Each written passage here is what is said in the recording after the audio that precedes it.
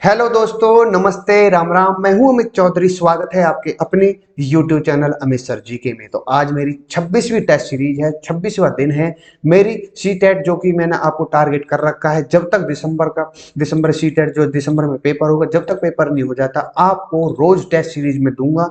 Important चाहे कुछ भी हो, आपको हर रोज मैं अपनी टेस्ट सीरीज लगवाता रहूंगा मोस्ट इंपोर्टेंट क्वेश्चनों के साथ। जैसे मैं बताता आया हूं कि पिछले वर्ष के सभी क्वेश्चनों को मैंने पढ़ा है। सी टेट के, एच टेट के अभी आए हैं, उसको भी पढ़ा है। उन पर भी डिपेंड मैंने क्लासेस करवाई, उन पर भी डिपेंड मैं क्लास करवाऊंगा। जो क्वेश्चन आए हुए हैं एसएसटी के थ्रू, ठीक है, वो सभी इंपोर्टेंट क्वेश्चन हो जाते हैं। क्या पता सी टेट में पूछ ले उनसे, ठीक है। और यूपी टेट के सभी क्वेश्चनों को मैंने एनालिसिस किया, उनके टॉपिक पर बेसिक मैं आपको क्वेश्चन करवा रहा हूं, जो कि मेरी हर रोज क्लास प्रेजेंट होती है आपके सामने, ठीक है। ये सभी के सभी इंपॉर्टेंट क्वेश्चन होते हैं, ठीक है। और मैं चाहे मेरी क्लास लेट हो पर ग्रेट हो और टॉपिक बेस हो, ये आपको सॉलिड तरीके से मैं अब हर रोज तक समझाता हूं, ठीक है। क्योंकि मेरा मेन मुद्दा होता है क्वेश्चन के साथ टॉपिक को प्रॉपर तरीके से एनालिसिस करवाऊं, उससे 2 से 3 क्वेश्चन आपके सामने रखूं, ठीक है, कि यहां से क्वेश्चन एग्जामिनर उठा सकता है, ठीक है। तो शुरू करते हैं अपनी क्लास को। इंपॉर्टेंट है, कल की क्वेश्चनों के बाद आज मेरी क्लास शुरू होती है, ठीक है। जिस बच्चे ने कल क्लास नहीं ली, जिस भाई ने, बहन ने, वो पहले उस क्लास को ले ले, फिर आज की क्लास को ले, ठीक है।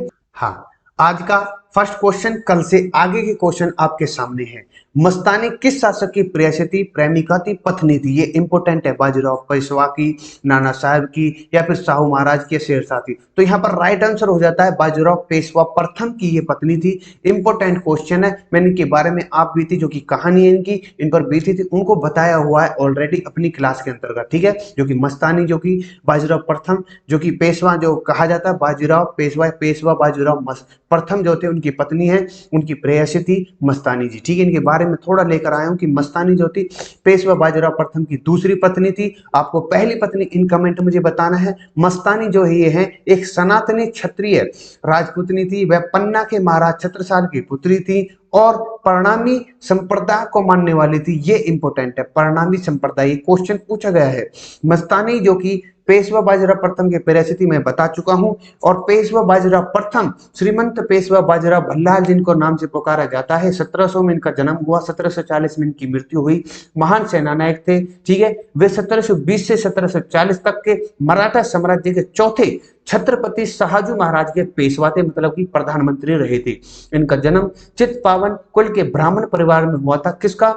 पेशवा बाजीराव जी का, जिनको भल्लाल नाम से या फिर बाजीराव भल्लाल नाम से या फिर थोरेल बाजीराव नाम से जाना जाता है। दोनों के दोनों इंपोर्टेंट नाम है, यहां से क्वेश्चन उठा सकता है, ठीक है। ये पूछे गए क्वेश्चन है और उन पर डिपेंड मैंने टॉपिक सभी पॉइंट क्लियर कर चुके हैं इससे, ठीक है। नेक्स्ट क्वेश्चन की तरफ चलते हैं। इंपोर्टेंट क्वेश्चन है नेक्स्ट क्वेश्चन। वह कौन हिंदुशाही शासक था जिसने महमूद गजनवी, इंपोर्टेंट है, मोहम्मद गौरी और महमूद गजनवी बहुत डिफरेंट है, मैं बताऊंगा अभी, से पराजित होकर आत्महत्या कर ली थी? महमूद गजनवी वो है जो सिर्फ आक्रमण लूटने खसोटने आया था भारत को। मोहम्मद गौरी वो है जो राज करने, शासन चलाने आया था। ये दोनों एक डिफरेंट, अगर आप समझ गए आप तो कभी मान लिखा होगा महमूद गजनवी में और मोहम्मद गौरी में, ठीक है। सबसे पहले मतलब उस गौरी से पहले महमूद गजनवी था जिसने 17 आक्रमण किए थे अपने भारत पर, ठीक है, लूटमार करी थी। ये इंपोर्टेंट है। यहाँ पर बात क्या है कि वह कौन सा हिंदुशाही शासक है जिसने महमूद गजनवी से पराजित होकर भी आत्महत्या कर ली थी बाद में?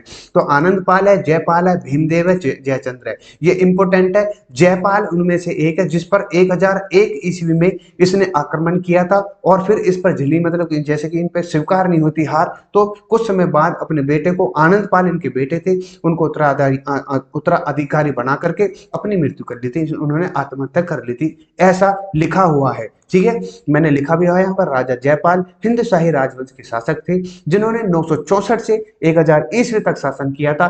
इनका राज्य लगमान से कश्मीर तक और सरहिंद से मुल्तान तक विस्तृत था। इतना बड़ा साम्राज्य था इनका और पेशावर इनका केंद्र हुआ करता था।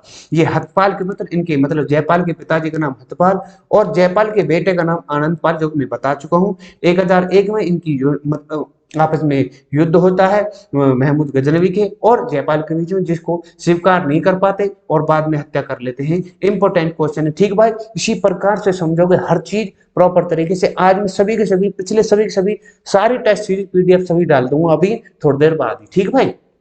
कई दिन से डाली ना मैंने, पर लेकिन आज डाल दूंगा, ठीक है। नो टेंशन रहो, बिल्कुल सटीक तरीके से समझाऊंगा। नेक्स्ट क्वेश्चन आपके सामने है, निम्नलिखित में से किस मामलुक, मामलुक मतलब गुलाम वंश जो है, मामलुक सुल्तान ने अपनी राजधानी लाहौर से दिल्ली स्थानांतरित कर ली थी, मतलब बदलती थी? तो आराम शाही ने, रुकुनुद्दीन फिरोज शाह ने, इल्तुतमिश ने, रजिया सुल्तान ने। आप सभी को पता होगी, उनमें से एक है इल्तुतमिश, जिसने लाहौर से दिल्ली अपनी राजधानी को बदला था। इसका पूरा नाम शमसुद्दीन इल्तुतमिश, ठीक है, को भारत में दिल्ली सल्तनत का असली संस्थापक कहा जाता है। ये भी पूछा गया क्वेश्चन है। उन्होंने 1211 ईस्वी में जब आराम बख्श को हटने के बाद सिंहासन कब्जा कर लिया, किसने? इल्तुतमिश ने। तो उन्होंने सल्तनत की राजधानी को लाहौर से दिल्ली में परिवर्तित कर दिया था। आपके सामने ये इल्तुतमिश ही है, आप सभी को पता होगी, ठीक है, इंपोर्टेंट है। नेक्स्ट क्वेश्चन की तरफ चलते हैं। नेक्स्ट क्वेश्चन अब आता है मोहम्मद गोरी। पहले मैंने गजनवी बताया, अब मोहम्मद गोरी के बारे में बताऊंगा। मोहम्मद गोरी किस जगह का शासक था? ये अफगान का शासक था, आप सभी को पता होगी, नॉर्मल सी बात है इसकी तो। और इसका फुल नाम देख लो, शहाबुद्दीन उर्फ मुइजुद्दीन मोहम्मद गोरी 11वीं शताब्दी का अफगान सैनिकवादी था, और जो 1192 में गौरी साम्राज्य पर सुल्तान बना, ठीक है। मोहम्मद गोरी को हराया था इसने, मोहम्मद गोरी ने किसको हराया था? अपने पृथ्वीराज तृतीय को हराया था। ये इंपोर्टेंट है। 1191 में एक बार युद्ध हुआ, फिर 1192 में दोबारा का युद्ध हुआ, जिसमें पहली बार इसको छोड़ दिया था। अगर उस समय निपटा देते तो आज ये हम इतिहास नहीं पढ़ते होते, ठीक है। तो इंपोर्टेंट है ये दोनों के दोनों युद्ध। और फिर कुछ समय बाद जो जयचंद जो था 1194 में, उसको भी खत्म कर दिया था इसने, ठीक है। ये सभी कहानियां, ये सभी प्रॉपर तरीके से टॉपिक स्टोरी वाइज मैंने समझाई हुई है अपनी क्लासों में, फिर भी रिपीट करने मेरा काम है, मैं आपको समझा रहा हूँ, ठीक है। सेनापति की क्षमता में उसने अपने भाई ग्यासुद्दीन गोरी जो था के लिए भारतीय उपमहाद्वीप के गौरी साम्राज्य का बहुत विस्तार किया, और उसका पहला आक्रमण मुल्तान पर था। ये कई बार क्वेश्चन पूछा गया है कि मोहम्मद गोरी का पहला आक्रमण जो था वो किस पर था? वो है मुल्तान पर 1175 में। उसके बाद फिर 76 में सिंध पर कराए। उसके बाद फिर जो सोलंकी चालुक्य के भीमद्वितीय ने इसको हराया था बुरी तरह। ये भी आपको आगे आने वाले क्वेश्चन में मैं बताऊंगा, ठीक है। नेक्स्ट क्वेश्चन आपके सामने है, जलालुद्दीन खिलजी के शासन के दौरान मंगोल सेना का नेतृत्व किसके द्वारा किया गया था? अब्दुल्ला। यहां पर क्वेश्चन इंपोर्टेंट है, जलालुद्दीन खिलजी के शासन के दौरान की बात हो रही है। मंगोल सेना का नेतृत्व किसने किया? अब्दुल्ला, हुलूक खां, अरकली खां और उलूक खां। तो Abdullah is the right answer हो जाता है यहाँ पर। बहुत से बच्चे ये इंपोर्टेंट है कि वह कौन सा शासक रहा है जिसने मंगोलों के आक्रमण को रोकने के लिए, मंगोलों का आक्रमण अटैक करने से पहले उसने अपने यहाँ पर एक नीति या फिर राजनीति या फिर रणनीति को अपनाया था, और पहले ही तैयार था कि मंगोल आक्रमण करेंगे तो उनको हम मुंह तोड़ जवाब देंगे। वो क्वेश्चन एमबीटी आंसर होता है। यहाँ पर जलालुद्दीन खिलजी को दे देते हैं बहुत से, और बहुत से अलाउद्दीन खिलजी को दे देते हैं। वो राइट आंसर हो जाता है मोहम्मद बिन तुगलक। उसने ही उसके लिए मंगोल आक्रमणों को रोकने के लिए तैयार सेना की थी और सभी चीजें। इंपोर्टेंट क्वेश्चन है जो मैंने बताया, ठीक है, ये ध्यान कर लेना आप। मैंने लिखा भी हुआ है इसके बारे में, जो मैंने अभी क्वेश्चन बताया जलालुद्दीन खिलजी के दौरान मंगोल शासन है, ये अब्दुल्ला ही शासक था, इसमें मैंने पूरा लिखा हुआ है, ये पढ़ लेना। 1.5 लाख सिपाहियों के साथ आया था। फिर जब उसको हरा दिया मंगोल को इसने, तो चंगेज खान जो था उसने, मतलब इनके बीच में संधि हुई। चंगेज का जो कि वहां मंगोली था, उसका जो नाती उलुग था वो यहीं पर इस मुस्लिम धर्म को अपना करके ही रहने लगा, ठीक है, इसमें लिखा हुआ है मैंने। और कालांतर में जलालुद्दीन ने उलुग की शादी कर दी थी अपनी पुत्री के साथ। ये भी फिर कुछ समय बाद दिल्ली में बसा दिया था, और एक जगह भी दे दी जिसको मुगर्लपुर नाम से जाना गया। और फिर दूसरी बात, इसको नवीन मुसलमान कहे जाने लगे, ये जो कि मंगोल के रहने वाले थे ऑलरेडी। ये आपको पता होनी चाहिए, ठीक है। ये इस टॉपिक में लिखा हुआ जो मुंह ने बताया, ठीक है। नेक्स्ट क्वेश्चन आपके सामने है, किस वर्ष आगरा शहर की स्थापना की गई? आप सभी को पता है 1504 में सिकंदर लोदी ने इस शहर की स्थापना की, ठीक है। हालांकि ये पहले से बसा हुआ शहर है, महाभारत काल में इसका नाम अग्रवण था। ये आपको पता होनी चाहिए, अग्रबाण या अग्रवण आगरा का। ये इंपोर्टेंट है, ये इसने कोई बसाया नहीं, पर लेकिन स्थापना करने वाला यही है। मोस्टली क्वेश्चन पूछे जाने वाला क्वेश्चन है, इसलिए मैंने भी आपके सामने बता दिया है। चलो नेक्स्ट क्वेश्चन की तरफ चलते हैं। गुजरात के चालुक्य शासक सोलंकी भीमद्वितीय, देखो क्वेश्चन इंपोर्टेंट है, अभी बताया मैंने। गुजरात के चालुक्य शासक सोलंकी भीमद्वितीय ने कायदरा के युद्ध में किसे पराजित किया? अभी बताया था, मोहम्मद गजनवी के महमूद या महमूद गजनवी ने, या फिर मोहम्मद गोरी, अलाउद्दीन हुसैन या गयासुद्दीन। तो यहाँ पर राइट आंसर हो जाता है मोहम्मद गोरी। 878 और 79 के अंतर्गत इसने आक्रमण किया था गुजरात पर, चालुक्य वंश पर, जिसमें से भीमद्वितीय इसको हरा देता है, बुरी तरह से पराजित कर देता है और ये भाग निकला था। इसी तरीके से मैंने यहाँ लिखा हुआ है, ठीक है। जो जैसे कि मैंने बताया 1175 में मुल्तान पर अटैक किया सबसे पहले इसने, फिर सिंधु पर, उसको जीतने के बाद फिर ये आ जाता है गुजरात पर आक्रमण करने के लिए, जहां डेंसिटी रह रही थी चालुक्य, ठीक है। और मूलराज द्वितीय वहां पर शासन कर रहा था, अपनी माता जो विधवा थी साहसी मां, उसकी मां नाम नायिका देवी थी, और जो मूलराज द्वितीय है उसका भाई जो भीम द्वितीय है उसने इसको हराया था मोहम्मद गोरी को, ठीक है। ये इंपॉर्टेंट है आप सभी को। आबू पर्वत मतलब राजस्थान के अंतर्गत है, वहां पर आबू पर्वत और गुजरात के अंतर्गत ये दोनों, आबू पर्वत वहां पर है जहां पर इसको हराया था, ठीक है। ये क्वेश्चन आया हुआ है, इसलिए मैंने सभी चीजें पॉइंट वाइज आपको समझा दी है, किसने किसको हराया, कब हराया। सबसे पहले ये इंपॉर्टेंट है कि मोहम्मद गोरी को हराने वाला कौन आदमी था, वो है भीम द्वितीय सबसे पहले, ठीक है। ये माना नहीं, भाग निकला, बच निकला वहां से, नहीं तो यहीं पर ही खत्म कर देते इसको भी, ठीक है। चलो नेक्स्ट क्वेश्चन की तरफ चलते हैं।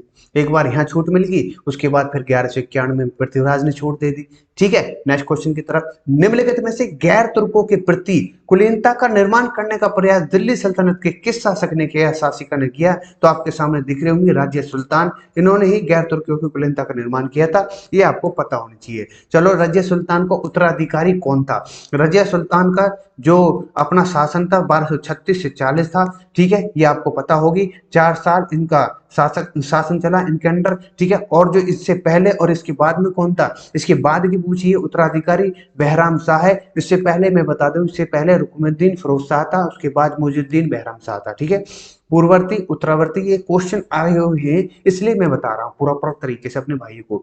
1236 से 40 में शासन विधि की, राज्याभिषेक हुआ 10 नवंबर 1236 को, ठीक है। और 1205 में इसका जन्म हुआ, बदायूं में 1240 में इसकी मृत्यु होगी, कैथल के अंदर, हरियाणा में इसकी आज भी मकबरा है, ठीक है। ये सभी सी इंपोर्टेंट है। घराना आपको पता है गुलाम वंश है, पिता इसके इल्तुतमिश है, माता कुतुब बेगम है, और धर्म जो है इस्लाम है, ठीक है। ये सभी की सभी चीजें इंपोर्टेंट है। पहली शासिका थी भारतवर्ष में, ठीक है, ये इंपोर्टेंट है, ये भी जानना आपके लिए। नेक्स्ट क्वेश्चन आपके सामने है, मोहम्मद बिन तुगलक, जिसको MBT कहा जाता है मेरे भाई, ठीक है। मोहम्मद बिन तुगलक द्वारा शुरू किया गया नया विभाग दीवान ए अमीर कोही किससे संबंधित था? ये आपके सामने दिख रहे होंगे मोहम्मद बिन तुगलक जी। तो ये कृषि से था, बाजार मूल्य नियंत्रण थे, या सैन्य मामले, राजनयिक मामले थे? तो यहाँ पर राइट आंसर हो जाता है कृषि से संबंधित है, दीवान ए अमीर कोही, ठीक है। इंपोर्टेंट है, नया विभाग था जो कि MBT के द्वारा चला गया था, ठीक है। कृषि से संबंधित है, इसमें मैंने लिखा भी हुआ है थोड़ा सा कि कृषि विभाग से संबंधित दीवान ए अमीर कोही विभाग की स्थापना मोहम्मद बिन या MBT ने की थी। कृषि में सुधार के लिए मोहम्मद बिन तुगलक ने दीवान ए अमीर कोही नामक एक अलग कृषि विभाग की स्थापना की थी, ठीक है। ये इंपोर्टेंट क्वेश्चन है, सभी के सभी मैं इंपोर्टेंटों को करवा रहा हूं, पॉइंट वाइज भी, वैसे भी, टॉपिक वाइज भी सभी समझा रहा हूं, ठीक है। नेक्स्ट क्वेश्चन की तरफ चलते हैं। खानवा का युद्ध किस वर्ष लड़ा गया था? 1525 में, 26 में, 27 में, 28 में, सब पता। राणा सांगा मेवाड़ के राजा के साथ हुआ था बाबर का, ठीक है। 1526 में हुआ था पहला, 1526 में 1526 में प्रथम पानीपत युद्ध हुआ था खानवा का, उसके बाद 1527 में हुआ था, ठीक है, राणा सांगा के साथ हुआ था बाबर का। ये इंपोर्टेंट है, ये सभी के सभी जितने भी मैंने पहले कल भी करवाए, परसों भी करवाए, सभी के पानीपत युद्ध हो या फिर बाबर के सारे युद्ध हो, ट्रिक वाइज सभी समझाए हुए हैं, ठीक है। दिमाग में तुरंत झटके से बैठा कनेक्ट कर जाओगे कि हाँ इसको सॉरी, इस क्वेश्चन का आंसर ये है, ठीक है। नेक्स्ट क्वेश्चन आपके सामने है, गज ए सिकंदरी नामक एक नया मापन पैमाना किसने पेश किया था? बहलोल लोदी, सिकंदर लोदी, इब्राहिम लोदी, दौलत खान लोदी। तो गज ए सिकंदरी सभी को पता है, सिकंदर लोदी ने इस पैमाने को शुरुआत की या पेश किया था, ठीक है। यह जमीन मापने का एक पैमाना था। सिकंदर लोदी जो कि लोदी वंश का द्वितीय शासक था, पहला लोधी वंश, बहलोल लोधी इसका संस्थापक रहा है, लोधी वंश का आप सभी को पता होगी। उपरांत सुल्तान बना था सुकरान, जब उसके मरने के बाद, अपने पिता के मरने के बाद, बहलोल जो सिकंदर लोधी है इसने भूमि के लिए एक परमाणु पैमानी गज ए सिकंदरी प्रचलन किया, या 30 इंच का हुआ करता था, ठीक है। और 39 अंगुल का होता था, मतलब उंगल भी नापते थे ना, उंगली उनको नाप करके 30 इंच का होता था। ये आपके सामने इंपॉर्टेंट है, ठीक है। चलो नेक्स्ट क्वेश्चन की तरफ। ये क्वेश्चन आए हुए हैं पॉइंट वाइज, कितने इंच का था, कितने उंगल बैठती थी, ये आए हुए क्वेश्चन है भाई। एग्जामिनर का काम है आपको अटकाना, और मेरा काम है आपको अटकना ही नहीं, ठीक है।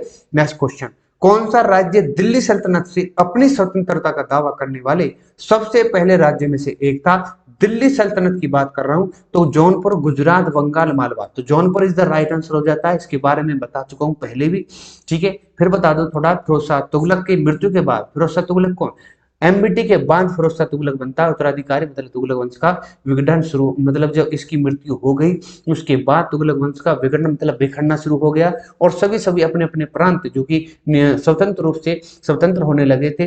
तो सबसे पहले वो स्वतंत्र होने वाला था, जो घोषणा करने वाला था, वो जौनपुर था, ठीक है। जौनपुर दिल्ली सल्तनत से अपनी स्वतंत्रता का दावा करने के लिए शुरुआती राज्यों में से एक था। ये इंपॉर्टेंट है, ठीक है। चलो नेक्स्ट क्वेश्चन पर चलते हैं।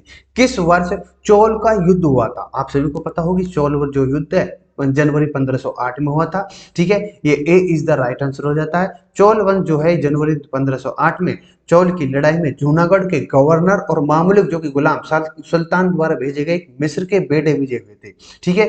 लेकिन मिस्र और गुजराती बेटे समुद्र में अजय रहे और गवर्नर अलब्रुक की शांति के लिए बातचीत मतलब वही संधि हुई थी, ठीक है। इंपोर्टेंट है, कब हुई? 1508 में चोल की लड़ाई, ठीक है। नेक्स्ट क्वेश्चन की तरफ चलो। किसने बंगाल को मुगल साम्राज्य से के पृथक कर स्वतंत्र किया? बंगाल को मुगल साम्राज्य से पृथक कर से स्वतंत्र करने वाला कौन था? मुर्शिद कुली खां, शहाउदत खां, सरफराज खां या अन्य? आपको दिख रहे हो ना, ये मुर्शिद कुली खां है, ठीक है। ये मोस्ट इंपोर्टेंट है, मुर्शिद कुली खां, बहुत बार आएगा क्वेश्चन, ठीक है। इन्हें मोहम्मद हादी के नाम से भी जाना जाता है। इनका जो पहला नाम था सूर्य नारायण मिश्रा हुआ करता था, मतलब था, ठीक है, पहला नाम था। सन 1660 से 1727 से ये जन्मे हैं। बंगाल के पहले नवाब थे और 1717 से लेकर 1727 तक इन्होंने सेवा की है बंगाल के नवाब के रूप में। मुर्शिद कुली खान ने इन्होंने ही आजाद कराया था मुगल साम्राज्य के करों से, ठीक है। ये इंपॉर्टेंट है, सभी किसी भी मैंने चीजें आज रख दी हैं, ठीक है। अब नेक्स्ट कल क्या है वो आपको मैं कल की क्लास में बताऊंगा मेरे भाई। इसी प्रकार से बढ़िया तरीके से समझते चलो, ठीक है भैया। कुछ ही दिन रह रहे हैं, आज 6 तारीख तो होगी, अभी कुछ दिन में मैं आपके सामने सभी चीजें निपटा दूंगा। कोई दिक्कत ना, मैराथन भी लगाएंगे तरीके से, कोई दिक्कत ना, कैसी भी प्रकार से जिस टॉपिक पर आपको समझ में नहीं आ रहा उस टॉपिक पर भी क्लास ले दूंगा, ठीक है भाई। तो विदा लूंगा अपने भाइयों से, नमस्ते, राम राम, जय हिंद, जय भारत। ठोक के लगे रहेंगे, बिल्कुल फ्री सेवा ऑन यूट्यूब पर है, पीडीएफ ले लो जाकर, अभी कर दूंगा जाकर, ठीक है। करो रिविजन और मोस्ट इंपॉर्टेंट है, ठीक है। चलो, जय हिंद, जय भारत। लाइक शेयर सब्सक्राइब करते रहो, अपने भाई को बता दो, बिल्कुल फ्री है।